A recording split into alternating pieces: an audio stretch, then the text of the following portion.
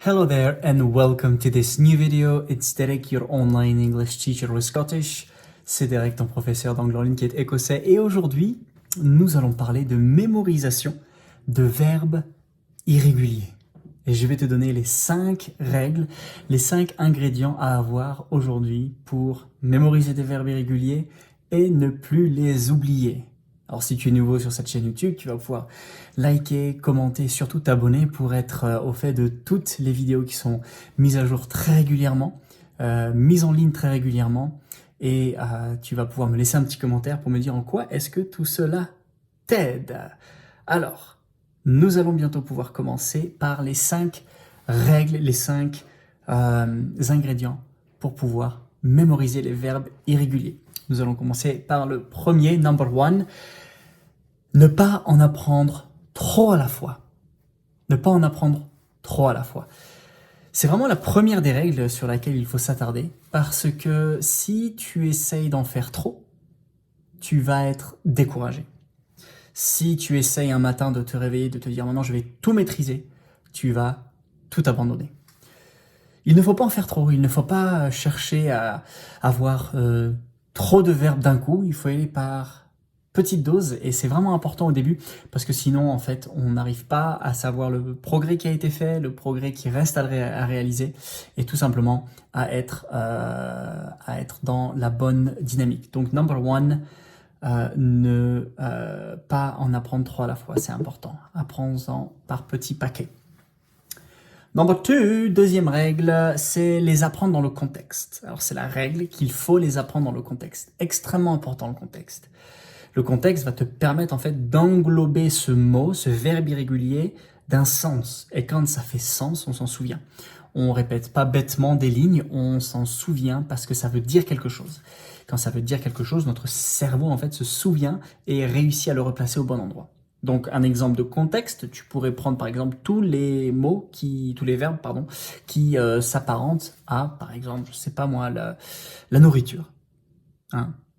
Alors on pourrait avoir manger, on pourrait avoir boire, on pourrait avoir dégusté, on pourrait avoir digéré. En fait, là, ça fait sens en fait dans un contexte. Ou alors tous les mots qui se rapportent, par exemple, je sais pas moi, à la science, au sport. Donc le contexte va t'aider en fait.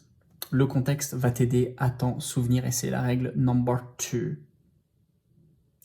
Règle number 3, ne pas les apprendre de manière linéaire. Oui, il y a un problème. Il y a un problème quand on les apprend de manière linéaire. C'est peut-être la manière dont tu les as appris au collège, au lycée, en faisant être, or to be, was, were, been, être. To do, did, done, faire, auxiliaire. Tu vois, c'est de manière linéaire. Et ça, en fait, ça ne t'aidera pas à forcément t'en souvenir. Parce que tu es obligé dans ta tête de faire... Alors attends. To be, was, were... Ouais, were, c'est au pluriel. Oui, c'est avec he, you were, he was... You were. Tu vois, en fait, tu es obligé de refaire la gymnastique. Ça, souvent, c'est signe que c'est pas forcément maîtrisé de manière instinctive et authentique. Donc ça, c'est un premier piège. Et le deuxième piège, en fait, de les apprendre de manière linéaire, il y en a un deuxième, c'est en fait, tu les apprends à l'inverse. Tu sais, tu copies par colonne comme ça. Donc, tu fais to be, to do, to have, et après, tu fais was, were, did, et en fait, tu les écris comme ça. Et en fait, les apprendre par colonne, c'est pas de manière linéaire, c'est par colonne, c'est encore pire. Parce que tu vas avoir beaucoup de problèmes de mémorisation. Number 4, faire des rappels. Alors, faire des rappels, c'est extrêmement important. C'est comme une piqûre de rappel, comme un rappel de vaccin. Tu veux de temps en temps voir où est-ce que tu en es.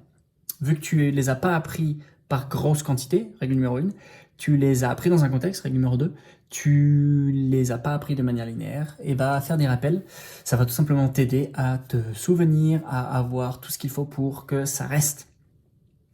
Et faire des rappels, c'est ce qui va faire que la mémorisation va durer. Ta mémorisation, il faut l'avoir comme ça. Avec le temps, t'apprends, tu es parfait au niveau de ta mémorisation. Jour 1, jour 2, jour 3, jour 4, clac, tu baisses. Rappel va faire ça. Hop. Et hop.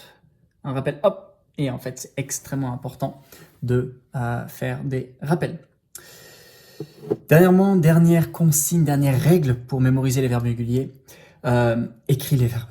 Vraiment important d'écrire les verbes. Quand tu écris les verbes, ce qui va se passer, c'est que tu as une mémoire qui va s'ajouter à ta mémoire de lecture, ta mémoire de répéter. Écrire les verbes va t'aider à t'en souvenir. Donc je te conseille d'écrire les verbes. Ne commence peut-être pas par ça, ça viendra en soutien de ton apprentissage. Et écris-moi bien tout ça pour réussir à être dans les meilleures conditions possibles pour pouvoir réussir à mémoriser tous tes verbes réguliers. Voilà, tu me mets un commentaire pour me dire si ça t'aide. Quant à moi, je te dis à very soon.